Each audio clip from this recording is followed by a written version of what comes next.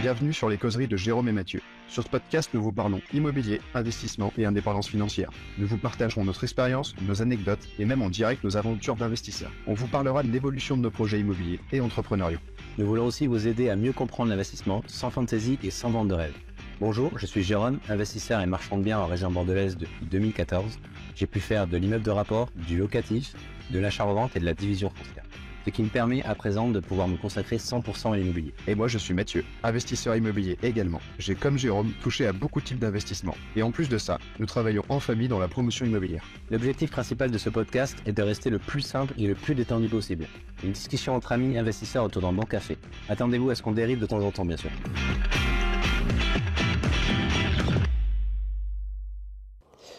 De quoi on parle? Dis-moi. Qu'est-ce que je fais? On fait une petite intro quand même ou on fait un petit truc genre? On commence. Ça y est, c'est parti? On est parti là, c'est parti. Fais gaffe que ton micro il frotte pas Là la capuche. Ouais. Non, c'est parti là, ça y est, c'est le nouveau JM Show, ça part direct. C'est le nouveau JM Show. Show. En intro à chaque fois, on sait pas quoi dire. Ouais, comme ça on part direct. On se casse pas la tête. On va vous faire une nouvelle plein de petits épisodes avec Mathieu. On a réfléchi à ça avec Mathieu. On va faire plusieurs petits épisodes où on va reprendre réellement toute la base de l'immobilier, mais la base, c'est vraiment les fondations. Avec Mathieu, on a réfléchi à pas mal de choses et du coup, on a rassemblé pas mal de questions, toutes les questions que vous nous avez posées sur l'investissement immobilier locatif, le marchand de biens. Donc, c'est pour ça que j'ai mon téléphone où j'ai mes petites notes. Oh là là, on a dit pas de téléphone à table tout le mois de décembre. Exactement. Mais ouais, donc j'ai des questions et du coup, on va répondre à ces questions-là. Il y a entre 5 et 10 questions à chaque fois par podcast. Donc voilà un peu. Et là, on fait rapide, on a 35 minutes. Là, on a 35 minutes parce qu'après, on file sur un projet de marchand. Où on fera une vidéo pour YouTube, d'ailleurs. Ça y est, on est youtubeur maintenant. Pas très régulier, mais ça va devenir régulier. 2025, c'est l'année de la régularité. C'est l'année de la régularité. Donc, prenez un bon café, installez-vous. Et les questions, surtout, là, on prend les questions un peu récurrentes qu'on a, mais si vous voulez nous en poser, faut dire, tout le monde, n'hésitez pas à nous en envoyer des questions, mais des questions potentiellement un peu argumentées avec des analyses de situation, pas genre juste LMNP ou logement nu, tu vois. Non, ouais, mettez-vous. Des vraies questions, quoi. Vous nous envoyez les questions sur le compte de la JM Academy, parce qu'il y a un peu moins d'attraction, on va dire, sur ce compte-là. Comme ça, au moins, on pourra beaucoup plus facilement les voir. On peut même filer le mail, sinon. Ouais, on va vous filer un mail, on mettra dans la description. On mettra dans la description le mail, comme ça, vous nous mettez vos questions et dans l'épisode qui sera en adéquation avec vos questions, on répondra à ces questions. Exactement. On fait comme ça? Comme ça, c'est bien. De quoi qu'on parle aujourd'hui? Allez, de quoi on parle? On va parler les bases de l'investissement immobilier. Pourquoi commencer et comment se lancer dans l'immobilier? Pourquoi commencer la thune, quoi? Qu'est-ce que les questions que j'ai? Donc, la première question réellement qu'on a, c'est qu'est-ce que l'investissement immobilier? Toi, Mathieu, comment tu vois l'investissement immobilier? Moi, je vois ça d'un point de vue très théorique. Enfin, un peu si je prends l'image de dessus, je vois beaucoup de travail pendant un court laps de temps pour après avoir un truc qui tombe tout seul chaque année, chaque mois. Tu vois, c'est vraiment comme ça que je vais synthétiser un projet locatif, c'est que tu vas travailler très fort à un moment pour après avoir une espèce de petite, pas une petite carotte, je trouve que le terme il est un peu néfaste, mais on va dire le petit chocolat qui tombe tous les mois. Tout bêtement l'argent du loyer avec assez peu de boulot à faire. Bon, il y a un peu de gestion, mais c'est quand même pas très violent. Et pour moi, l'investissement, c'est vraiment ça. C'est se dire, je vais travailler très fort à un moment, galérer à trouver un projet, à monter un financement, à faire les travaux, à mettre un locataire dedans. Et une fois que c'est fait, c'est bon. Une fois ça y est, tous les mois, je sais que j'ai un revenu récurrent qui tombe, plus ou moins gros, qui m'enrichit en faisant quasiment plus rien. Oui, on travaille, mais quand on a un investissement qui rapporte 2 000 € par mois d'enrichissement, loyer, cash flow et tout, bref, on va pas rentrer dans tous les détails de chiffres, mais 2 000 € de revenus par mois ou d'enrichissement, il y a des gens qui vont dire « Ouais, mais tu as quelques heures à passer par mois ». Tu dis « Oui, mais par rapport à un salaire, un boulot à plein temps, le taux horaire est juste imbattable, quoi. » Imbattable. Ce qu'il faut savoir, c'est que là, dans cette question-là, qu'est-ce que l'investissement immobilier? En fait, ça a plusieurs sens, l'investissement immobilier. Bon, là, on parle de la partie locative, mais on va parler aussi du marchand. On va parler des deux, parce qu'on fait les deux aujourd'hui, locatif et marchand. Là, réellement, du coup, purement locatif, qu'est-ce que c'est l'investissement immobilier? Puis ça va dépendre déjà de ce que vous attendez de l'investissement immobilier. Est-ce que vous voulez un revenu complémentaire mensuel pour essayer, pourquoi pas, dans le futur assez proche, de quitter votre salariat, d'avoir uniquement, entre guillemets, du patrimoine. Donc, comme disait Mathieu, la base de l'investissement immobilier, ça va être quoi? C'est de rembourser un crédit, d'accord? Et de rembourser un crédit par l'intermédiaire d'un locataire. Donc en fait, on va lever de la dette auprès d'une banque. Donc imaginons que vous allez lever 150 000 euros auprès d'une banque. Vous allez avoir des mensualités liées à ce crédit. Le but numéro 1, c'est quoi? C'est que ça soit le locataire qui rembourse ce crédit. Et donc vous allez capitaliser. Ce qu'on appelle capitaliser, ça veut dire que vous allez rembourser un crédit et vous allez avoir un capital restant dû. Donc le capital restant dû, c'est le restant du crédit immobilier. Qui soit le plus petit possible et qui soit le plus minime possible. Et du coup, c'est ce locataire-là qui va vous enrichir et dans 15, 20 ou 25 ans, mais vous avez un bien immobilier qui est entre, suivant la valeur du bien que vous avez acheté plus la valorisation du bien, qui a été entièrement payé par le locataire. C'est réellement ça la base de l'investissement. Et d'ailleurs, ça me fait penser à une question. J'ai une vidéo qui a bien marché là sur combien coûte un prêt. Une vidéo toute bête sur les intérêts. Et il y a beaucoup de gens qui voient qu'en fait, un prêt de 300 000 euros, je sais plus, ça coûte 117 000 euros sur 20 ans en ce moment ou sur 15 ans, bref, je sais plus le chiffre. Et il y a plein de gens qui me disent, ouais, mais du coup, si ça coûte aussi cher, ça montre qu'on peut pas s'enrichir en locatif, tu vois. Et en fait, qu'on peut pas s'enrichir, mais eux, dans le sens où dire, bah en fait, j'ai payé tellement cher mon prêt que même à la fin, j'ai pas gagné d'argent. Ouais, mais c'est pas nous qui avons payé, c'est ça qu'il faut se dire. Voilà, en fait. C'est ça. En fait, que tu payes, que ton bien. Excusez-moi, j'ai mis mon téléphone pour avoir une alarme. Le carton rouge. J'ai mis un téléphone pour avoir une alarme et j'ai un artisan qui m'appelle. Excusez-moi. Donc en gros, que tu payes ton bien 150 ou 300 000 euros, en fait, ce qui est le plus important quand tu fais du locatif et donc du patrimonial, c'est que ce bien-là, ce crédit-là et cette mensualité-là soient complètement payés par ton locataire. C'est vrai que si c'est nous qui payons, bah ok, tu perds de l'argent, c'est un effort d'épargne, tout ça. Mais si c'est ton locataire qui paye tous les mois, bah toi, tu n'auras pas mis un pesos dedans, en fait. C'est ça qu'il faut réellement se dire. Ouais, parce qu'en fait, dans la réalité, l'argent du locataire, on le prend dans notre poche et après, on ressort l'argent pour payer le prêt. Donc oui, on va payer très cher le prêt, je sais pas, 150 000 euros. Mais l'argent du locataire qu'on a pris, on l'avait pas avant, quoi. Il est tombé dans notre poche tout seul, sans rien faire, en fournissant un service. C'est lui qui paye entièrement le prêt. Et donc, c'est pour ça qu'on peut s'enrichir dans l'immobilier malgré un prêt qui coûte très cher. Parce que oui, un prêt sur 20 ans, ça coûte... c'est une fortune, ça coûte 40% du montant du prêt. C'est une fois et demie, je pense que tu vas payer une fois et demie le montant de ton bien. Sur mais 25 ans, c'est vraiment ça. C'est vraiment 50%, 20 ans, c'est 40%. C'est 40%, ouais. Mais c'est vraiment, donc gardez bien en tête, investissement locatif, la base de ton investissement locatif, c'est quoi? C'est que tu capitalises. Donc tu lèves de la dette. Vraiment, les deux mots hyper importants dans l'immobilier locatif, c'est, les deux termes, c'est lever de la dette et capitaliser. À partir du moment où tu as compris ça déjà, tu as déjà une très bonne base. On va essayer d'enchaîner un peu sur d'autres questions pour essayer d'avoir une discussion un peu fluide. On parle trop là. Pourquoi l'investir dans l'immobilier? On a répondu. Est-ce que l'immobilier est risqué? On a une question d'une personne qui nous dit est-ce que l'immobilier est risqué? Selon toi, Mathieu, est-ce que c'est risqué? Oui et non. En fait, c'est quand même c'est assez simple l'immobilier. Je n'ai pas dit que c'était facile, j'ai dit que c'était simple. Tu sais à combien tu achètes, tu sais à combien tu peux revendre potentiellement à un instant T, tu sais à combien tu peux louer. Globalement, si tu as bien fait le job avec les artisans, tu sais combien tu vas payer de travaux. Une fois que tu as tout ça, tu mets ça dans une calculatrice et tu sais à peu près où est ton risque, où est ton remboursement de capital, ton cash flow, et tu as toutes ces informations-là. Après, évidemment, il y a toujours un mini-risque que, je sais pas, le bâti s'effondre parce qu'on n'avait pas vu quelque chose, mais toujours, il y a les assurances, il y a un risque d'impayé, mais idem, il y a des garanties. Il y a, en fait, tout investissement comporte un risque. C'est sûr qu'un bien à 25% de rentabilité, il a potentiellement plus de risque qu'un bien à 2% de rentabilité. Ça va avec. Exactement. Mathieu, il a fait une très bonne transition. C'est que là, on va dire, la rentabilité va avec le pourcentage de risque que vous voulez mettre dans votre projet. Ce qu'il faut savoir, risquer oui et non. En fait, encore une fois, ça va dépendre de les connaissances que vous avez. Si vous savez analyser un secteur, si vous avez fait étudier un prix au mètre carré, une étude de marché, ce genre de choses. Moi, je pars du principe, à partir du moment où tu sais analyser ton secteur, tu sais à quel prix tu dois acheter et que tu achètes en dessous du prix du marché et que réellement tu as fait passer des artisans pour t'assurer que tu n'avais pas de contraintes de structure ou quoi que ce soit sur ton bien immobilier qui peut complètement fausser le chiffrage de ton projet, réellement le risque il est complètement contrôlé et minimisé parce que tu achètes en dessous du prix du marché, tu sais que demain, après-demain, dans X mois, X années, tu dois revendre, tu es dans tes clous et tu es dans la fourchette de prix que tu avais complètement calculé à la base. Donc, en soi, le risque, Pour moi, c'est un risque qui est hyper mesuré si tu sais ce que tu fais. Si tu fais n'importe quoi, je pense à un gars qu'on connaît tous les deux qui a acheté un terrain pour faire un lotissement dessus, cash, sans se poser de questions, en disant ouais, c'est hyper rentable et tout. Il se reconnaîtra s'il écoutera et je trouve que lui a pris un risque juste de fou parce qu'en fait il connaissait pas trop le métier. Il s'est dit je pose mes coronas sur la table, j'y vais puis je verrai bien ce qui se passe. Ça peut marcher pour certains, mais des fois ça peut marcher. Ça peut marcher, mais c'est un peu qui tout double en fait, c'est ça le problème. C'est un risque de fou et moi je vais pas sur un projet Alors j'ai fait des trucs risqués, mais vraiment à toute petite mesure, parce que j'ai acheté beaucoup de logements. Donc le risque sur un logement, fondamentalement, il n'y a rien, quoi. Tu sais qu'il y a une demande locative, en tout cas là, dans la région où je suis, enfin dans tout l'ouest de la France d'ailleurs, il y a une demande de fou.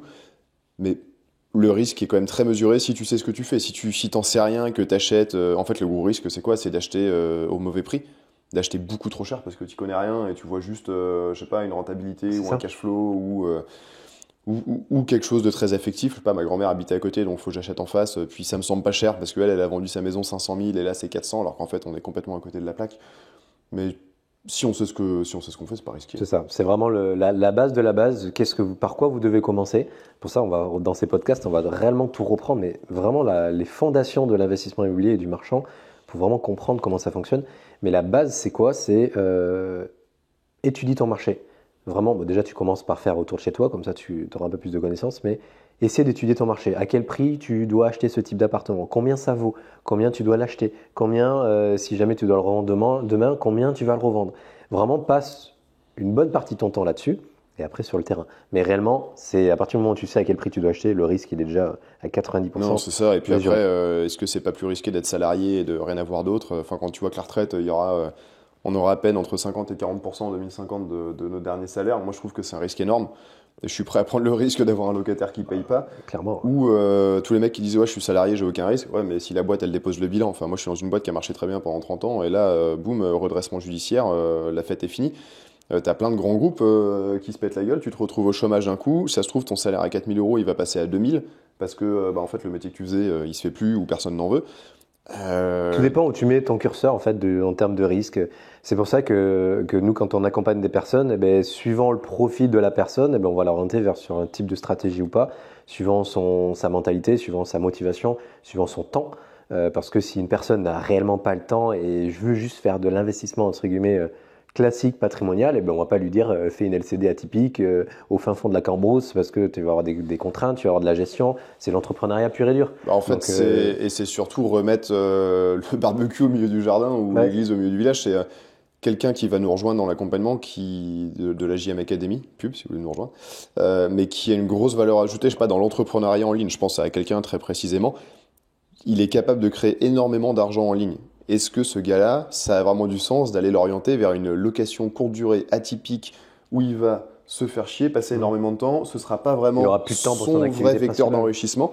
Lui, il a tout intérêt plutôt à aller acheter des locaux commerciaux en bon père de famille, peut-être pas avec une rentabilité folle aujourd'hui, mais avec les moyens qu'il a, il va pouvoir s'en mettre plein les fouilles et surtout dans 15 ans, quand il arrête ou il décide de tout revendre, il se prend un chèque à 5, 6, 7, 10 bars. Qui a été payé par un locataire qui n'a pas du tout emmerdé, qui a levé sa dette. C'est pour ça que on fait que répéter capitaliser, lever la dette, locataire, etc.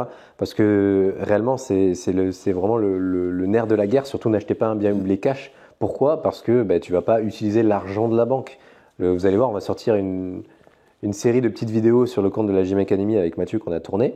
Assez rigolote d'ailleurs, entre parenthèses. On est bien habillés, on les a pas mises. On les a pas mises, vous allez les voir assez souvent, je pense. Et en fait, la base, c'est utiliser l'argent d'une autre personne. Et l'argent de quelle personne? C'est l'argent de la banque. Donc, tu vas utiliser l'argent de la banque pour pouvoir t'enrichir toi-même. Donc, c'est vraiment le critère numéro 1. Alors, je pense typiquement à un immeuble qu'on a acheté à côté de Vannes avec Roxane. On n'a pas mis 1 euro dedans, genre mais littéralement pas mis 1 euro. Ouais, et puis, tu capitalises. On l'a acheté 150 000, là, on va peut-être le revendre 180, 170. On a... je sais plus, en trésorerie, entre 50 et 60 000 euros à récupérer. Alors moi, je me dis, 50, 60 000 euros, c'est nul. Tu vois, ça va pas changer grand-chose, donc fait chier, on va le garder. Et par moi, je me mets un peu dessus et je me dis, mais attends, on n'a pas mis 1 euro. Et là, en mettant 0 et en patientant finalement 4 ans, parce que littéralement, on n'a rien fait.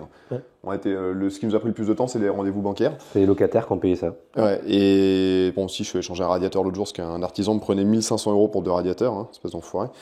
Et malgré...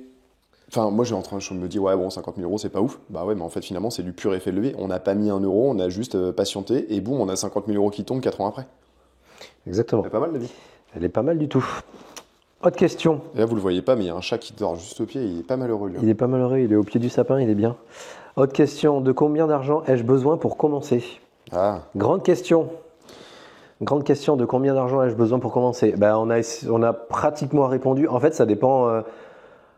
En fait, ce qu'il faut savoir, c'est que la situation, réellement, on va pas dire le contraire, elle a changé entre aujourd'hui et il y a... moi, quand j'ai commencé à acheter mes premiers immeubles, mon premier immeuble, c'était en 2018.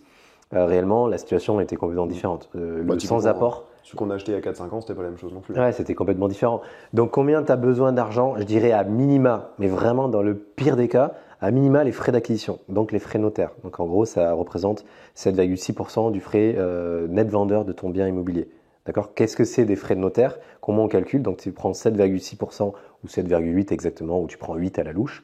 C'est 8% de ton prix net vendeur. Prix net vendeur, c'est en dehors des frais d'agence. Et c'est là où tu as du coup ton montant de frais d'acquisition, donc des frais de notaire. Et donc à minima, vraiment dans le pire des cas, tu vas te demander les frais notaires. Donc au moins que tu aies ça de côté.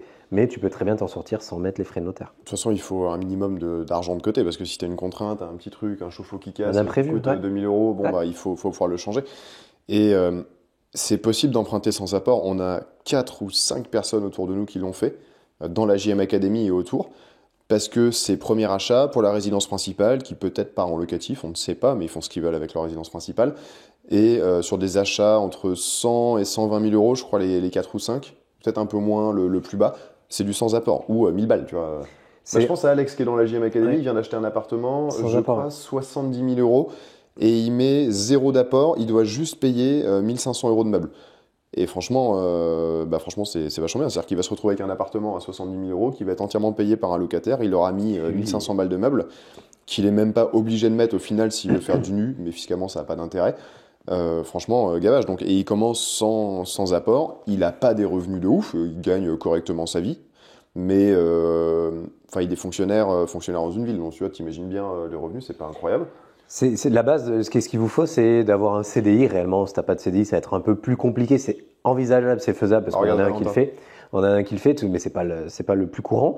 Mais si tu as un CDI que tu as actuellement, que tu n'as pas de dette, réellement tu n'as pas de dette, donc tu n'as pas de crédit en face de ton CDI, il n'y a pas de raison que tu puisses pas emprunter, premièrement. Et deuxièmement, tu peux emprunter sans apport ou avec le minimum d'apport, donc les frais de dossier ou les frais de garantie, ce genre de choses, réellement, parce que, ou alors si jamais tu mets un peu plus d'apport, tu as toujours une solution pour récupérer ton apport par la suite, parce qu'on en parlera plus tard dans le chapitre financement, dans ce podcast financement, on va vraiment faire étape par étape pour pas vous perdre, mais tu peux récupérer ton apport. Je l'ai expliqué à un ami il n'y a pas si longtemps que ça, ce week-end.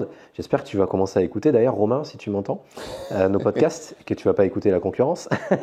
Et je lui ai expliqué, il m'a dit, j'ai pas beaucoup d'apport, comment je peux faire?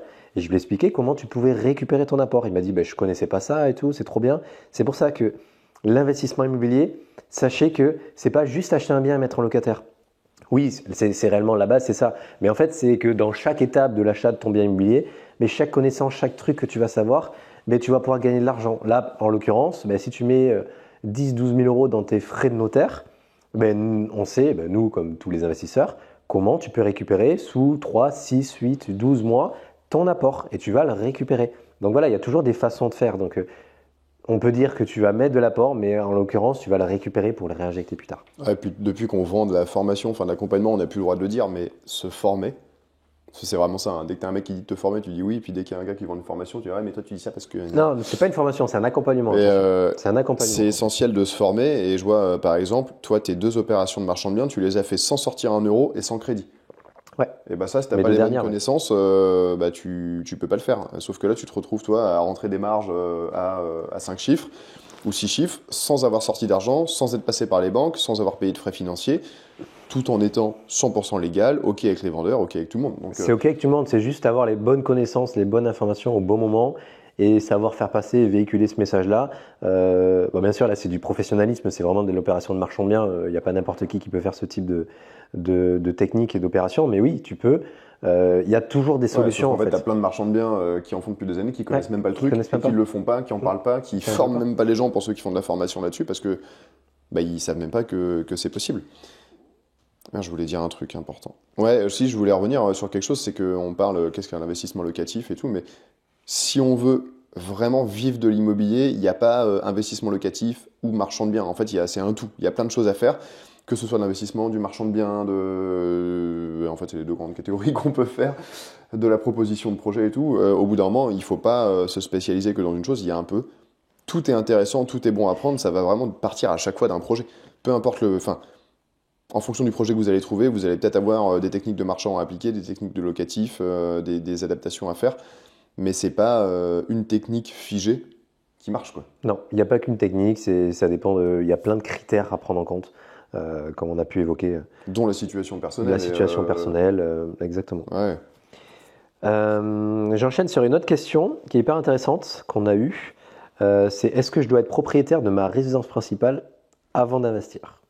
Non. C'est une question qu'on a très très très souvent. Alors non.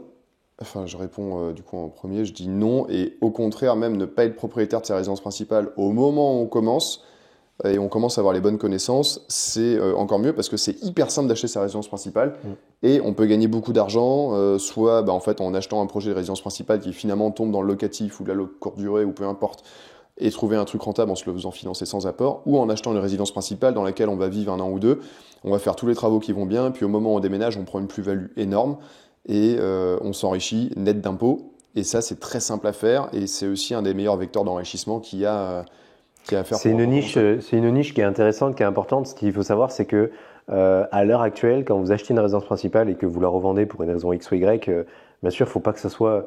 En fait, ce qu'il faut vraiment prendre en considération de la résidence principale, il ne faut pas que vous partiez dans l'idée « je veux l'acheter, la retaper, la revendre et faire une plus-value ». Nous, on ne vous orientera jamais vers ça.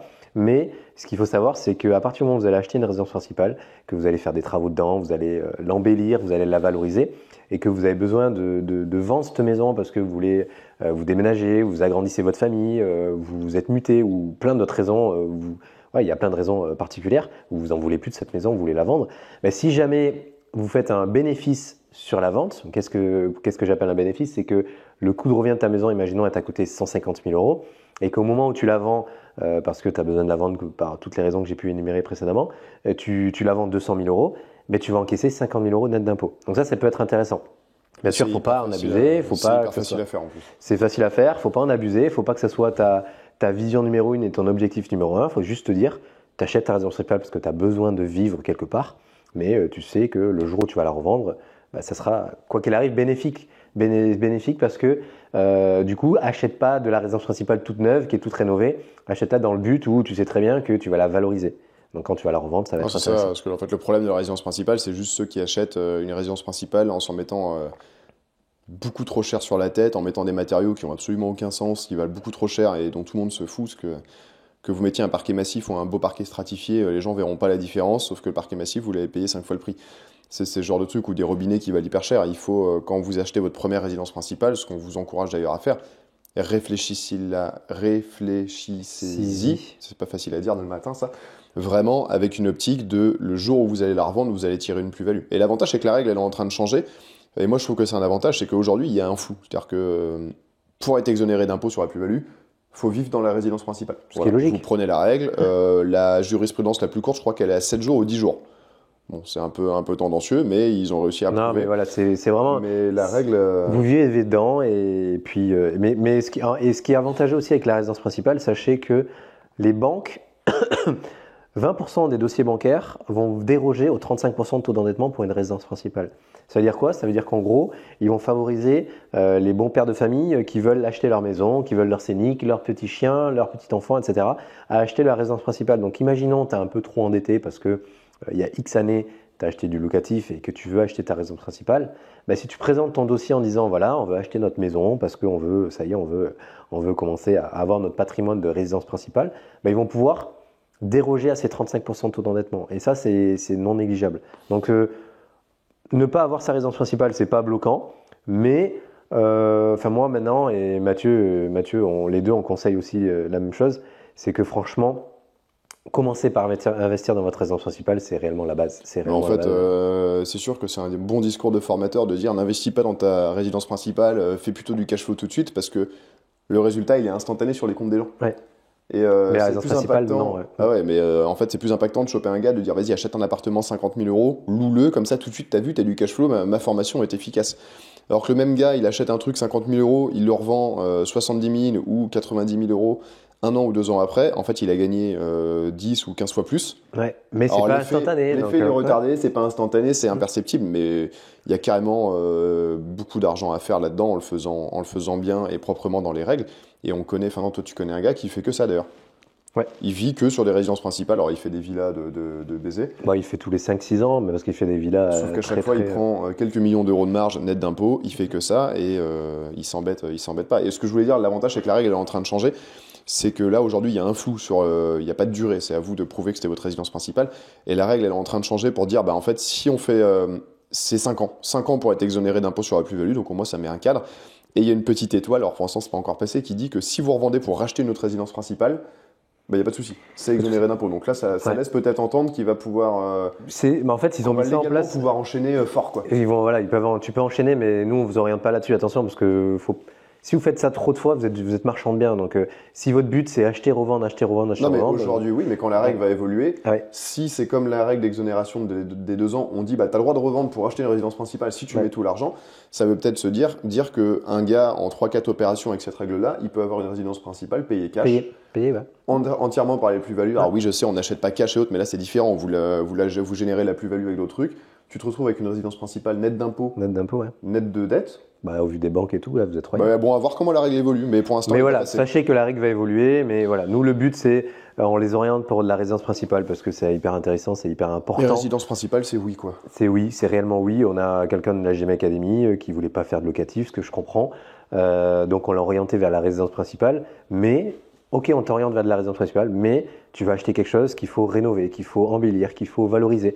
Et du coup, le jour où il va revendre, si un jour il veut revendre, peut-être qu'il ne revendra jamais, on ne sait pas. Gavage, quoi. Si un jour il veut revendre, on sait que le bien, il va valoir, je ne sais plus, je crois que c'est 30-40% de plus que ce qu'il a vraiment coûté. Toutes les techniques de marchand de biens, de création de valeur, de création de surface, tu as des types de rénovation à faire pour avoir un max de plus-value et tout, ça s'applique sur la résidence principale. Si on fait bien les choses, le jour où on revend, c'est jackpot. Alors oui, tant qu'on n'a pas revendu, on n'a pas gagné d'argent, mais faites-le une fois, tu le fais une fois en 5 ans en disant ok, tu prends un peu d'argent, point au final. Après, si tu veux le faire plusieurs fois, une fois que tu l'as fait une fois, tu crées ta boîte de marchand et tu fais marchand de biens. Mais biens. si vous n'avez pas votre résidence principale, c'est même une bonne chose.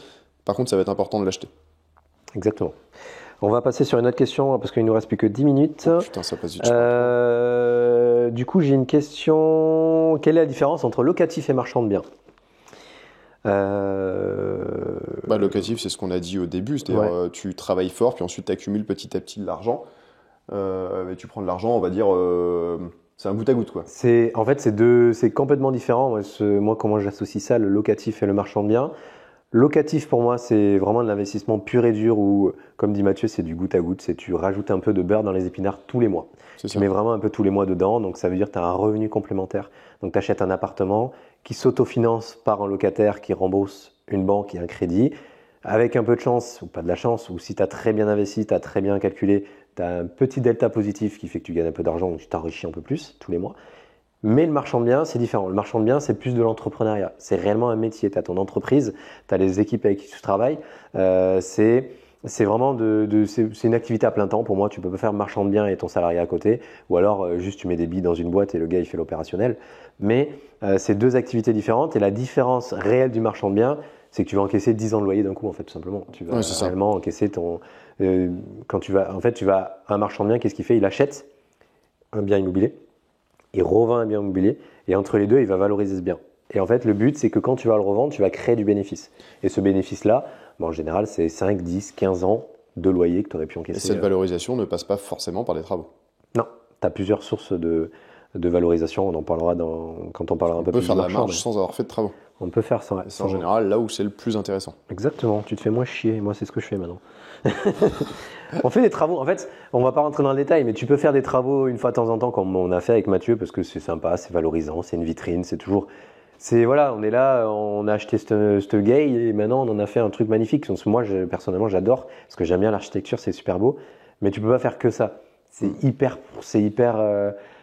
une charge mentale, ton planning, typiquement, les shops où on fait la soirée ce soir, on va prendre quelques centaines de milliers d'euros de marge qu'on se répartit entre associés, c'est incroyable, mais c'est 1 an de boulot pour toi de gestion de chantier, c'est avant 6 mois de boulot administratif c'est un enfer, ça n'a rien à voir avec les travaux, ça, mais de gestion administrative, puis les galères, puis c'est long, quoi. 1 an de chantier, maintenant on va attaquer la phase de vente, il va encore se passer entre 3 et 6 mois, parce que c'est de l'immobilier, quoi, donc ça reste quand même lent. Et peut-être qu'en faisant Ça se trouve, juste en l'achetant à ce prix-là, et en mettant enfin, en faisant un truc beaucoup plus simple, on l'aurait peut-être déjà revendu avec moins de marge, mais plus rapidement, donc on aurait fait tourner l'argent plus vite. C'est pour ça que c'est très intéressant de faire des OP sans travaux. Exactement. Il faut lier les deux. Moi, je pense que c'est bien de faire des fois des travaux, mais quand vous faites des travaux, vous mettez le paquet, faites plaisir. Faites un projet qui vous représente, c'est un projet qui est valorisant pour vous, voilà, réellement. Mais à côté, faire des projets rapides, parce que le but du marchand, voilà, encore une fois, on va pas réellement rentrer dans le détail là de suite maintenant, mais le but du marchand, c'est quoi? C'est d'avoir du stock vraiment le plus petit possible et le plus court possible. Parce que plus tu détiens ton bien immobilier longtemps, plus tu vas payer des frais financiers, plus tu payes des frais financiers, plus ta marge diminue. Donc en l'occurrence, c'est hyper facile de comprendre que le but c'est quoi? C'est de vendre le plus rapidement possible. Et maintenant, moi, la plupart des opérations que j'ai, je suis propriétaire 2 heures des biens immobiliers. Donc ça veut dire que vu que tu es propriétaire 2 heures… Sans faire de crédit en plus. Et sans faire de crédit en général. Tu as les bonnes connaissances. Et oui. Mais tu en rajoutes encore. Parce que tu peux faire sans crédit. Donc c'est hyper important. On est mauvais en marketing, mais on est bon en immobilier. Ça. Voilà, chacun son métier. Nous, on sait faire de l'immobilier, on sait faire de l'argent dans l'immobilier. Après marketing, on le délègue. C'est ça. Une autre question. Il nous reste exactement 8 minutes. Vas-y, balance. Est-ce que tout le monde peut investir dans l'immobilier? Oui. Non. C'est partagé. Je sais pas. Clairement, un dossier, un mec paquet clodo, mais qui est limite à la rue, qui est au SMIC, qui galère, qui a des dettes dans tous les sens et tout, il pourra le faire au bout d'un moment, mais en fait, il y a des situations à assainir quand même. On va dire, on est bon dans ce qu'on fait, mais on n'est pas non plus magicien, quoi. C'est exactement ça. Tu rappelles si bien qu'on en discute. En fait, en gros, tout le monde peut investir, oui et non. En fait, moi, je pourrais même dire oui parce que en fait, ça dépend. Même si tu as pas réellement d'argent sur ton compte et que tu n'as pas d'épargne, tu peux éventuellement investir, mais tu seras pas on va dire la source qui va permettre de pouvoir faire le crédit. Toi, tu peux être là pour faire l'opérationnel, pour faire le chasseur de biens immobiliers, le monteur de projet, tout ça. C'est pour ça qu'il faut se dire, tout le monde dit, ah mais j'ai pas d'argent, je peux pas investir. Si t'as pas d'argent, tu peux pas investir. Par contre, t'es là, toi, présent, t'es présent. Tu peux te bouger le cul, tu peux aller visiter, tu peux aller chercher, tu peux aller chasser, tu peux aller sur les sites d'annonces.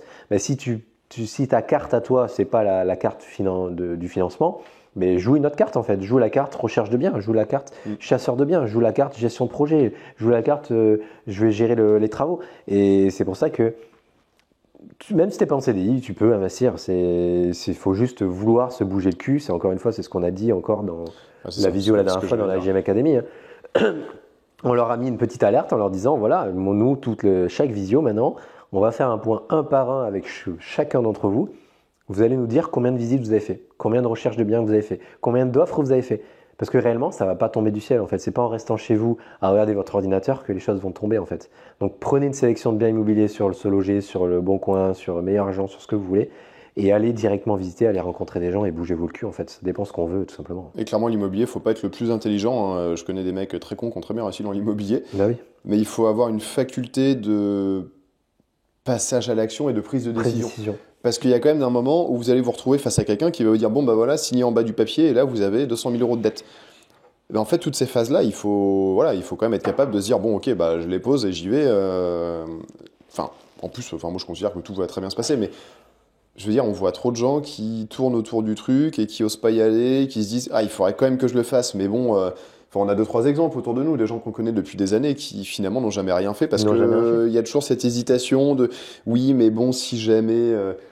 Ah putain, ça me fait penser à un truc incroyable, je t'ai pas raconté. On a. Roxane va être morte. On vend là les apparts à Sablé. On a des mecs qui. Non, mais je me pense aux événements improbables qui peuvent arriver, quoi. Et il faut que je relise la promesse de voir si c'est dessus. Et bref, les mecs disent ouais, mais en fait, on n'a pas de notaire, mais j'ai quand même un cousin qui est notaire. Donc ils font lire le truc au cousin qui est notaire, et il y a un moment dans la promesse, tu sais, qui est mis, c'est indiqué qu'en gros ils sont forcés d'acheter, sauf si le bien devient inutilisable à cause d'un événement, quoi. Et le gars nous casse les couilles sur plein de questions, et à un moment il met oui, merci de citer des exemples, tu vois. Qu'est-ce qui pourrait rendre le bien inhabitable?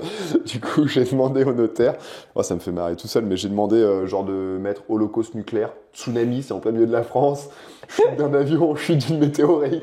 Voilà, donc le risque, il a cette. Je sais pas si ça me fait penser à ça, ça me fait trop rire avec Roxane, quoi. Invasion des orques du Mordor, putain, je te jure. C'est tout ça pour dire que voilà, l'investissement immobilier, c'est résumé, c'est facile, mais apprenez. Moi, je prends toujours l'exemple maintenant de mon pote qui m'en a parlé il y a pas longtemps, qui m'a dit Jérôme, j'ai envie de me lancer, j'ai envie d'investir dans l'immobilier. mais réellement, je comprends pas par où commencer. Je sais pas, je vois des trucs sur Internet, je vois des trucs partout. Comment je cherche, comment je calcule une rentabilité, En fait, le problème aujourd'hui qui se présente des gens, moi, pour moi, ce que je constate, c'est qu'en fait, vous voulez tout savoir, vous voulez tout connaître, tout maîtriser avant même de commencer. Et réellement, moi, quand j'ai commencé, je connaissais pas la fiscalité. Je savais pas qu'il y avait des impôts à payer, moi. Voilà, mais il y a plein de trucs, on s'en fout en fait. Calcule On fonce, ouais. Allez-y en fait, mais commencez par un petit projet au début. Bien sûr, on va pas vous lancer dans un immeuble à 500 000 euros ou 1 million d'euros dès le départ. Commence par un petit appart qui représente une petite capacité d'emprunt pour toi, un risque beaucoup plus contrôlé, beaucoup plus minime, avec peu de travaux. Et au moins, tu vas avancer petit à petit. Une fois que tu as commencé ce bien-là, eh ben, tu le mets en location. Une fois que ta locataire est dedans, ok, tu te dis ça c'est fait, je peux passer au deuxième. Et je vais passer sur un truc un peu plus gros. Et je vais prendre un peu plus de travaux. Et je vais peut-être prendre un peu plus de biens immobiliers dans le même projet. Peut-être un immeuble de rapport. Et là, tu vas commencer à monter en puissance petit à petit. Et d'où l'avantage de ce qu'on fait dans la JM Academy, pour encore faire un peu d'autopromo, c'est qu'on a franchement des élèves qui globalement ont une bonne connaissance pour la plupart, mais il y a ces petites hésitations et en fait le besoin d'en parler et d'être rassuré, et c'est là où nous on va intervenir à mettre le doigt sur les choses qui potentiellement n'ont pas vu. C'est déjà arrivé, de dire bah attention, t'as pas vu ça là, ça c'est carton, enfin c'est pas carton rouge pour toi, mais c'est carton rouge pour le projet, c'est hyper dangereux.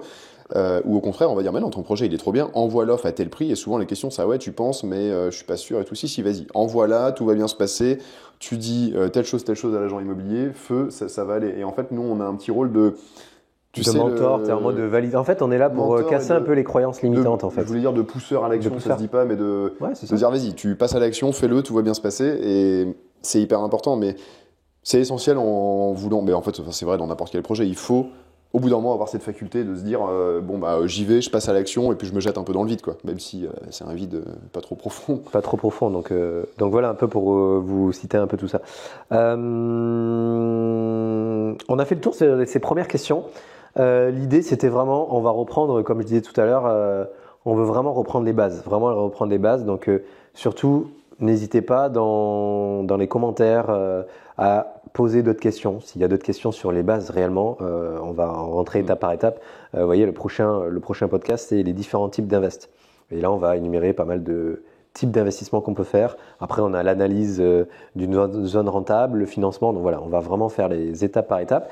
N'hésitez pas, posez vos questions, mettez en commentaire de façon à ce qu'on puisse répondre à toutes vos questions par la suite. C'est vraiment le b.a.-ba, mais bon, c'est important de reprendre les bases de temps en temps et surtout de répondre à ce que. En fait, à force d'être dedans tout le temps, nous, il y a des sujets qui nous semblent évidents alors qu'ils le sont pas forcément. Roxane nous le dit tout le temps. Ben, c'est ce qu'en fait, c'est ça.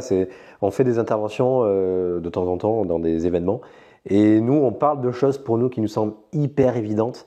Et en fait, on se rend compte qu'on ne creuse pas assez les sujets parce que, la plupart d'entre vous, en fait, vous n'avez jamais acheté un bien immobilier, donc c'est pas aussi logique pour vous comme ça l'est pour nous. Donc voilà, l'idée, c'est vraiment reprendre les bases, les fondations, donc poser les questions de façon à ce qu'on puisse répondre au maximum à toutes vos interrogations. On est bon en temps, il faut qu'on y aille. On est bon. Voilà, j'ai l'alarme qui vient de sonner. Allez, feu, ciao, à la prochaine. À la prochaine et surtout partagez, commentez, abonnez-vous tout ça. et on vous retrouve dans le prochain podcast. Je voulais te dire, on vous embrasse.